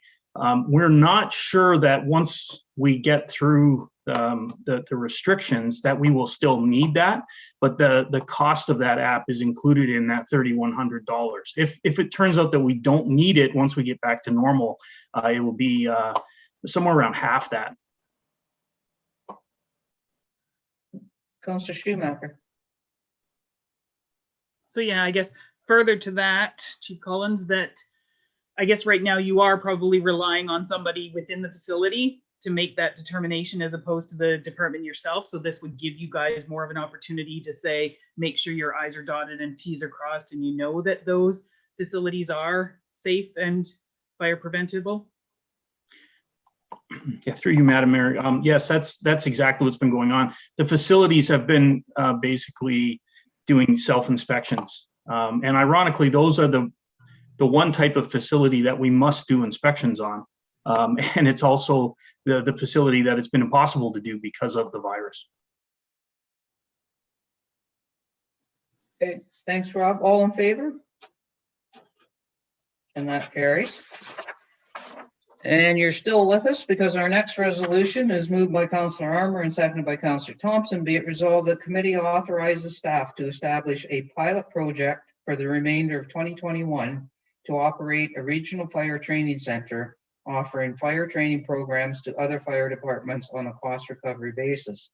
And further, that you authorize staff to enter into an agreement with the Ontario Fire College to designate the Huntsville training facility as a regional training center through the Ontario Fire College program. And I don't know how you're going to summarize this report, Rob, because it was a long report, but give it your best shot. Just quickly, this is something that for the past 6 months we have been considering, and then we got a little bit of a jolt when the Fire College actually closed. Where this started and where we originally our plan was to make our training facility available to the other municipalities within the District of Muskoka through the Muskoka Fire Chiefs Association. As council is aware, we have a very good training facility. There's been lots of interest from the rest of the Muskoka Chiefs in terms of using it. The other thing that kind of pushed us along even before the college closure was that it was beginning more and more difficult to get people registered in courses at the college. So by becoming a regional training center, we would be able to offer those college courses, and our priority would be for our own firefighters and then for firefighters from the neighboring municipalities. And then we would also, if we had extra capacity, we could open it up to anywhere, firefighters from anywhere in the province. We weren't sure that it was going to be a worthwhile project while the college was still open, but once that closure came, it became quickly apparent that we could make this work, and it could be to our advantage and to our neighbors' advantage. So we put the proposal together. We've been in talks with the OFM and the college since before the closure, as I mentioned. We did sign a memorandum of understanding, which is investigating our options, and they came and inspected our facility. They looked at our program, and quite recently they have offered us, with council's approval, that we can be designated as a regional training center for the province. So that's pretty much what I'm here to talk about tonight. And I think it's easier if I just take questions rather than try to summarize that report, because it did kind of get away and become quite a long report. And I apologize for that. Sorry, Councillor Stone. Just a quick question. With the closure of the Gravenhurst facility, is there equipment that we could acquire to even enhance what we have already? Rob? Through you, Madam Mayor, yes. We have been offered some equipment from the college. So if we do go ahead and make the agreement to become an RTC, they have offered us some of the equipment. And what they did with that facility as they dismantled it, and the college is, the campus is for all intents and purposes, it's gone. But they gave that equipment that was there to all of the various RTCs that are around the province, but we would be in line to get some of that if we go ahead and make that agreement. Deputy Mayor Alcock? Thank you, Your Worship, and thank you, Rob. It was a great report, and it's very exciting. It must be exciting for the team. I just a quick question. So, from the sounds of it, when they closed the facility in Gravenhurst, it was with every intention to open up these regional training centers. Is that what the province was thinking? They thought that was more appropriate, and that's what puts us in good stead as far as being one of those regional centers. Yeah, through the mayor, it has been their strategy for some time. These regional training centers have been open. There have been a few of them for years now, and it has almost become the go-to for the college because they were able to do so few. The college campus in Gravenhurst was only able to do about 2,500 students per year. So they're looking at widening the network of regional training centers, and we just fit well with that plan. Councillor Thompson. Great. Thank you, Your Worship, and thank you, Rob. I think this is a fabulous idea, so congratulations on that. The facilities we have in I am assuming this is down in Port Sydney. Who would be doing the instructing, Rob? Would it be our staff, or would we have to bring in others to do the training, that kind of thing?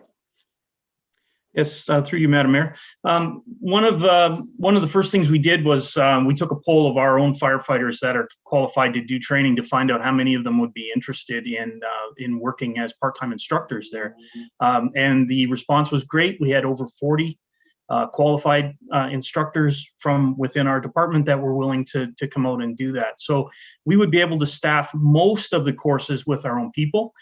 There will be some specialized technical rescue courses and things like that where we would contract out to an outside agency to come in and do it. We would only do that if we could be sure that we would recover all of the costs through tuition, and that's with any of the courses that we would put on, we would only look at delivering a course if the costs were 100% recoverable. Councillor Weed. Thank you, Your Worship. You kind of touched on it, Rob, but I was going to ask you, what do you see? Where do you see this in 5 years? What are we aspiring to? Through Your Worship, I tend to be a little bit less optimistic when it comes to projects like this. So it would be great if in 5 years it was a self-sustaining fire school. And that's possible, I suppose. But our plans are to move it slowly. For example, for the remainder of 2021, we believe there are 4 courses that we could deliver. Those courses would, again, recover all the costs and actually make a little money that could be put toward improvements. So I think it's an ambitious goal to make it sort of its own self-sufficient entity. But, you know, if everything went well, that possibility, I think, is there. It's not something that we have, thrown a lot of, we would not make a huge investment assuming that it was going to be that big, but if it grows and it's manageable, then yes, it could be a very viable entity on its own. Councillor Schumacher. Through you, Your Worship. Yes, thank you, Chief Collins. That's a great extensive report. you've sort of been around throughout the province. I think we do have a pretty like stellar facility in Port Sydney. I know obviously it could use some enhancement for sure, but I guess looking at it, do we have probably one of the best ones out there or in comparable? Through your worship, yes, we have. One of the things I noticed, one of the first things I noticed when I came to Huntsville was what a great facility that is and what kind of potential there is down there. We have, as you probably know, we have a long-term capital project on the books that sees us improving that facility over the next few years. I think once we get the enhancements that we're looking for, we will have one of the premier regional training centers in the province, certainly outside of the GTA. So I'm kind of excited about the potential that we have there at Port Sydney, and I think it can become a very impressive facility by the time we're done. Well, thank you. And through follow-up, if you can do anything with Councillor Stone Fitzgerald and myself in training, you obviously can train other people. Okay, thanks for that, Rob. And I just want to, I know you pointed out that that a lot of this was in the works even before the closure of the Fire College in Gravenhurst. But I just want to highlight again that District Council passed a resolution, which 4 of us sat at District Council, and we were all very supportive about trying to save the Gravenhurst Fire College. I did reach out to Mayor Kelly and explain to him that this was in the works, and he certainly understood that the Fire College closure in Gravenhurst was happening. We're not trying to make the sunshine on their rain by any means, but the timing has worked well, and we were trying to supplement the Fire College down there for training anyway. So just wanted to get that out there. So if there's no further questions, I'll call the question. All in favor? And that carries. Thanks, Chief, for that. Hey, thank you. You got the rest of the year to make it good. All right, thank you. Okay, we're at corporate services, provincial government one-time funding, moved by Councillor Stone, seconded by Councillor Withey. Be it resolved that the revised project list as outlined in report 2021-32 be approved. Julia. Thank you, Your Worship. So as you probably all remember, we did receive some money back in 2019. There was about $604,000, and we've allocated all those funds. We're kind of to the end of it where we had $60,000 that we had allocated for an IT service review. And with our new manager of IT, Ian Parker, coming in, we looked at that, and I think there were some higher priority items that were on the list. And he didn't recommend doing that review at this time. So we're recommending taking that off the list, and we've want to replace it with 2 other items. So the first is the diesel exhaust fuel dispenser. So the purpose of this is to provide a one-stop shop for refueling equipment. And the efficiencies with this piece of equipment, which is around $15,000, is it will provide the operators one shop that will have the diesel system by the fuel tanks, so they can meter it for inventory purposes, and also eliminating splash hazard and reducing the amount of plastic bottles being used. So it's a more of a contained unit. The other one is a corporate network improvements. And so the purpose of this is to provide improved service to more of some of the town hall location or town of Huntsville locations.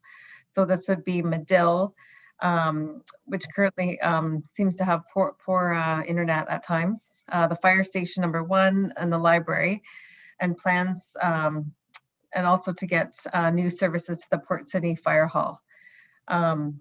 So this this is also with this is to provide the ability to extend network to Pine Street, which is the district office.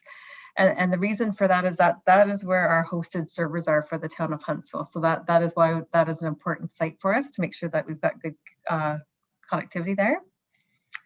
So also our manager of IT has indicated that with that project, there will be a reduction in annual savings or annual costs for the network links. So he's expecting that about $17,000 a year will fall off of the operating budget because of that new system. Okay. Questions? Seeing none, all in favor? And that carries.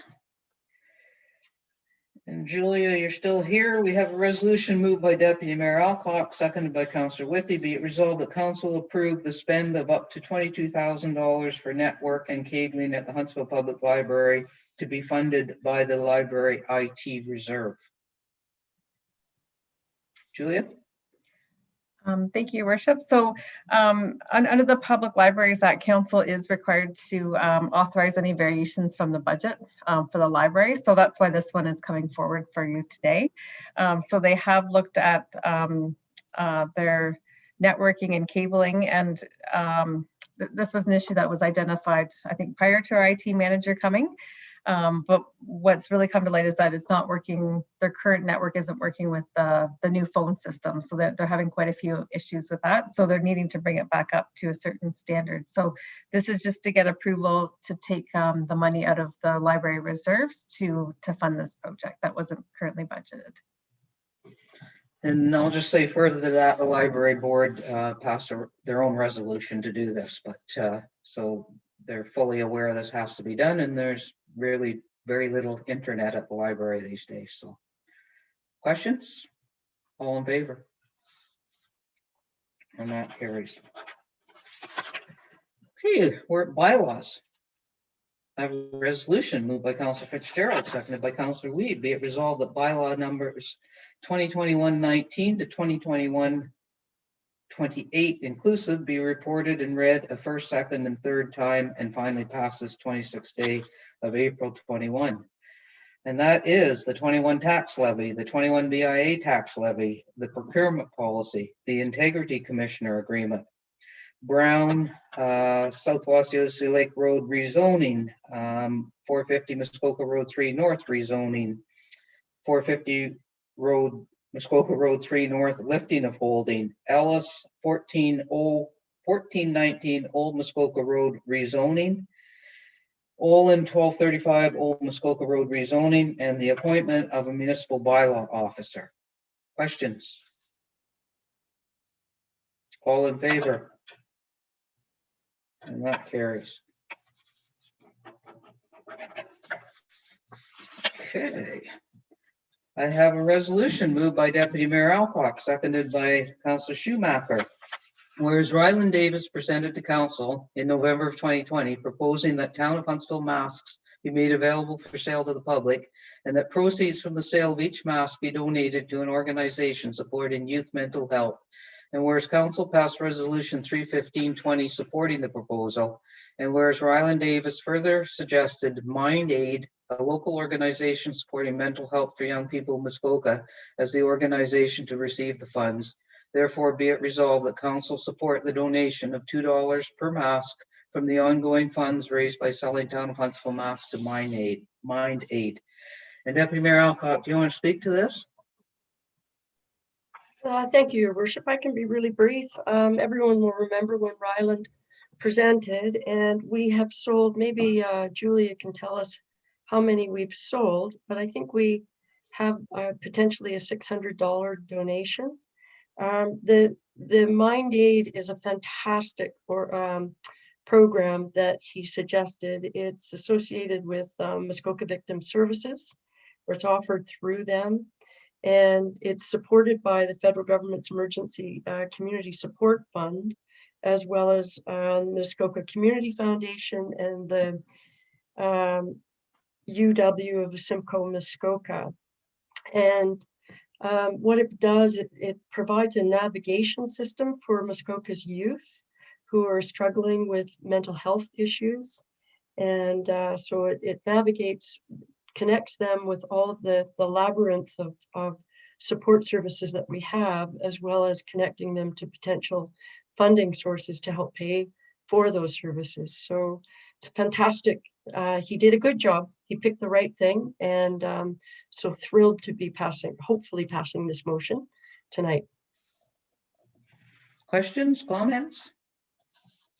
All in favor? And that carries. And I have a resolution moved by Councillor Armour and seconded by Councillor Thompson. Be it resolved that council accepts with regret the resignation of Lorraine Thomas as a member of the Huntsville Public Library Board for the 2018-2022 term of council. And further, that resolution number 1419 be amended to reflect the resignation. And Lorraine had been with the library board for about 6 years, a very valued member, but her work life is taken over, and she was having a hard time making the meetings, so she decided it was best to step down. So all in favor of that resolution? And that carries.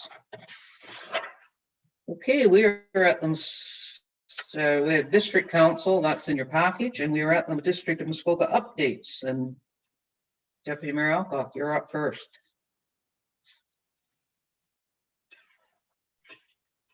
Okay, thank you, Your Worship. I'll try and be brief.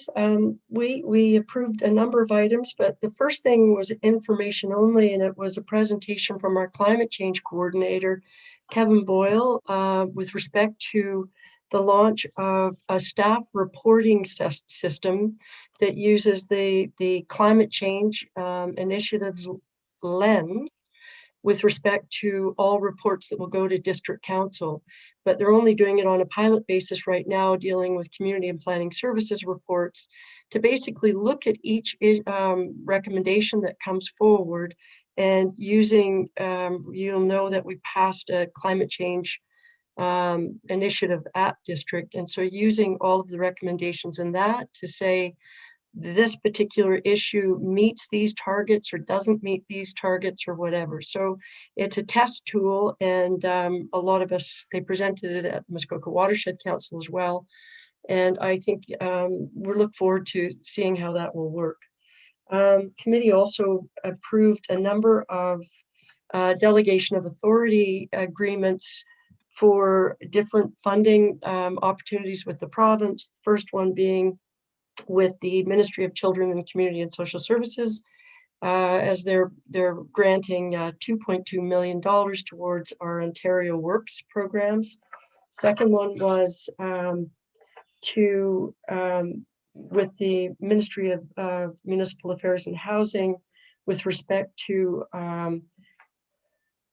$1.071 million to go towards our investment plan for community homelessness prevention. And the third one being our next tranche through the Social Services Relief Fund. And that is also going through our community homelessness prevention initiative. That money will go to the organizations that have already received a lot of this money, and in Huntsville, that would be Salvation Army, as an example. Those who are on the front lines providing services that have been sorely needed during COVID. So lots of good news on that front, that a lot of money has been coming through. Interesting update on the district actually provided support services to Simcoe Muskoka, the health unit, with support for telephone services with COVID-19 vaccinations. That a lot of their system was breaking down, so we offered our own people, and they were providing the call network services. I think the last thing I want to identify is, two things. Last thing is we did approve under the Muskoka Affordable Housing Initiatives Program, we authorized funding to support 6 units in the town of Gravenhurst of affordable housing. And the last thing was a verbal update from me as chair of the Muskoka Housing Task Force with respect to an upcoming meeting on Thursday from 1 to 3. And I have to say, I'm very much looking forward to it.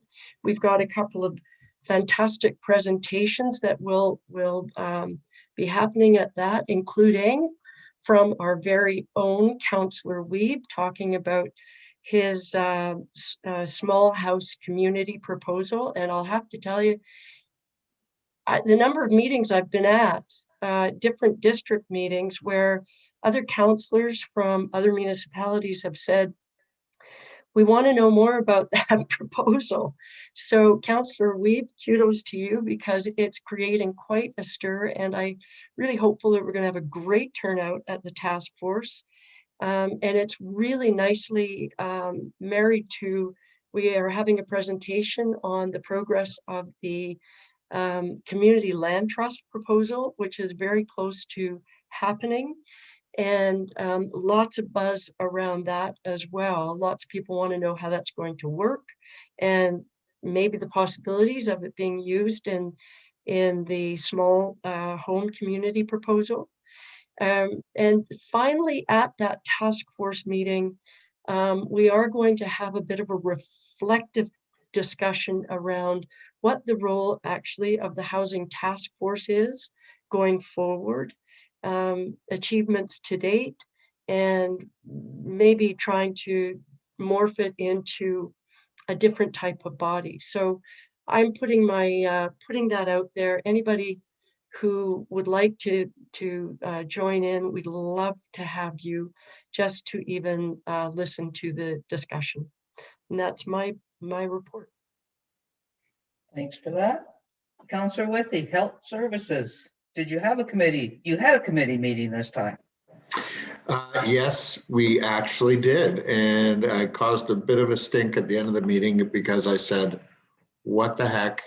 Why are we canceling so many meetings of health services in the middle of a pandemic? Anyway, we had our meeting. A couple things to highlight. We had, of course, the usual COVID update stuff that we're getting from the health unit as well every day, everybody gets. There's an alliance agreement between Muskoka and the Ontario health teams that we're proceeding with. The other notable thing was there is, as the transition of Fairburn into district,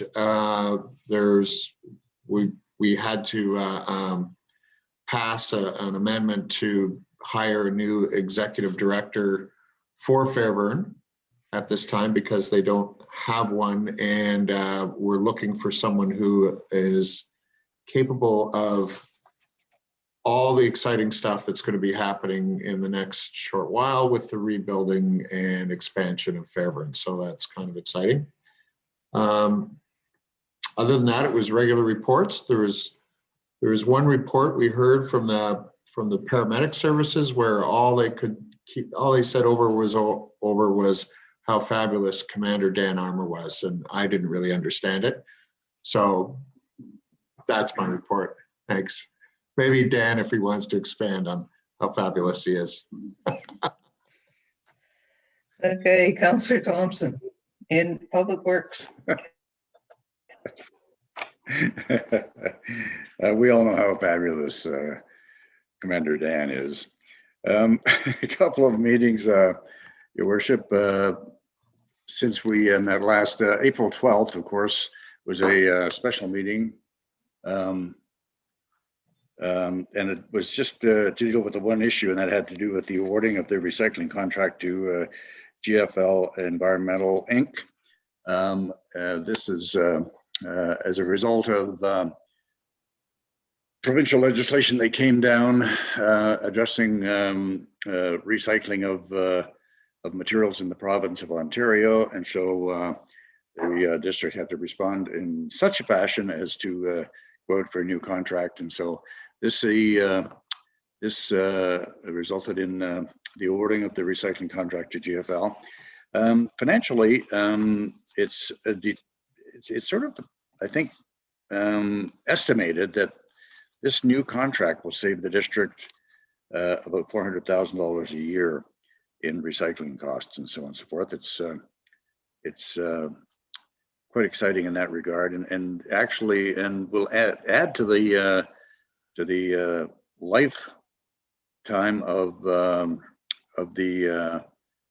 landfill site in Bracebridge, the Rosewarren site, which has been filling up rather rapidly and much to the chagrin of everyone.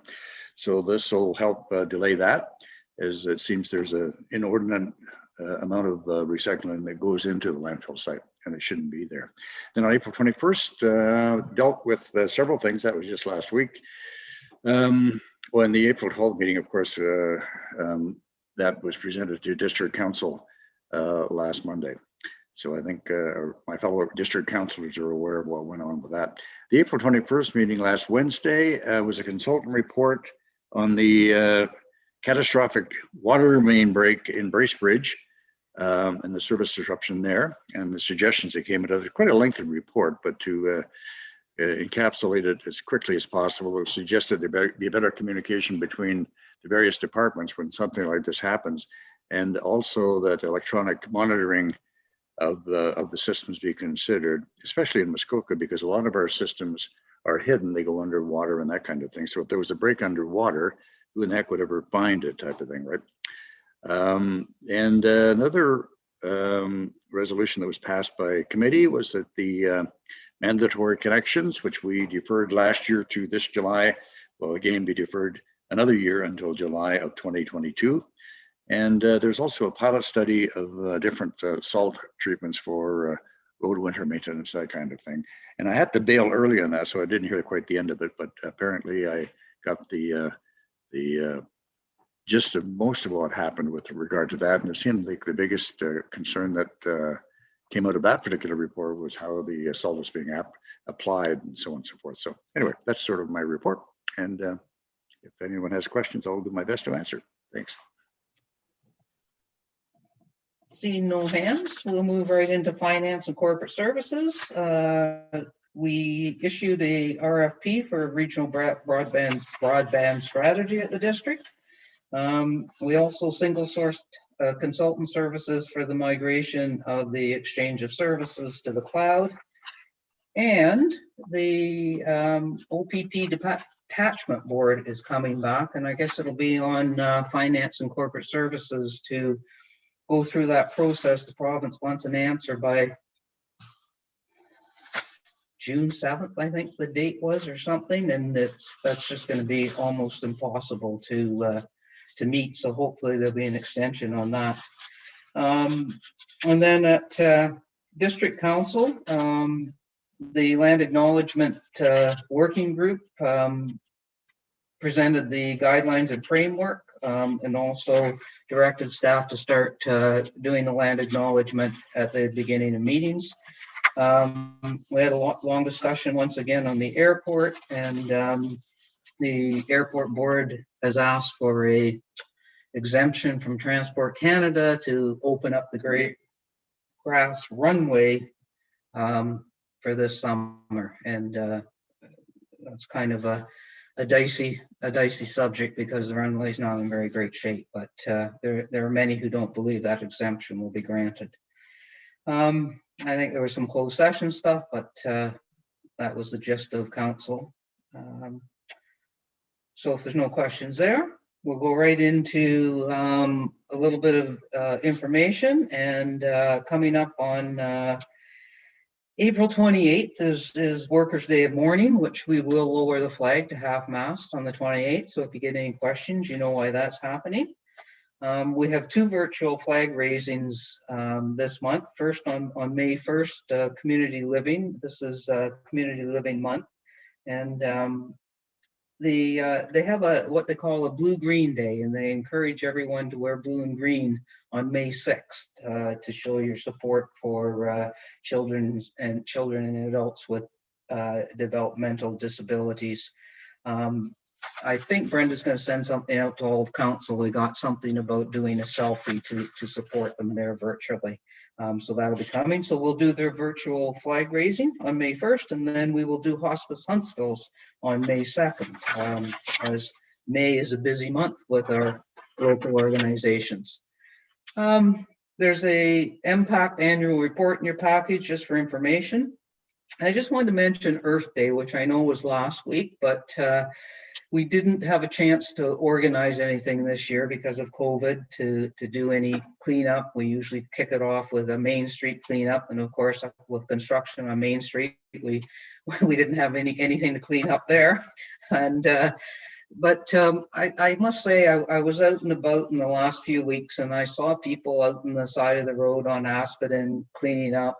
I saw people on the Hunters Bay Trail cleaning up, people in my neighborhood cleaning up. And I'm going to mention we had an email from an individual who had a 6 or 7 year old granddaughter who was out cleaning up our park, or our parking lot on High Street, because she said it's her town and her planet, and she wanted it to look nice. So there's been lots of people out cleaning up for Earth Day, even though nothing was organized. And hopefully people will continue to do it for the rest of the month and well into May. We know that our ditches and roadsides and everything always need cleanup. So even though we didn't have anything organized, Earth Day just passed, but let's call it all spring we can do earth cleanup. So, and no real new COVID news. Obviously, we know that we're in the lockdown still, at least until May 20th, and who knows what will happen on May 20th, because it is the day before the long weekend. So that's tough for everybody to keep going. And that, council, brings us to the end of our agenda. So I have a resolution moved by Councillor Weed and seconded by Councillor Stone. Be it resolved that confirmation bylaw 2021-29 be received, numbered, and read a first, second, and third time, and finally passed this 26th day of April 2021. All in favor? That carries. And I have a resolution moved by Councillor Fitzgerald and seconded by Deputy Mayor Alcock.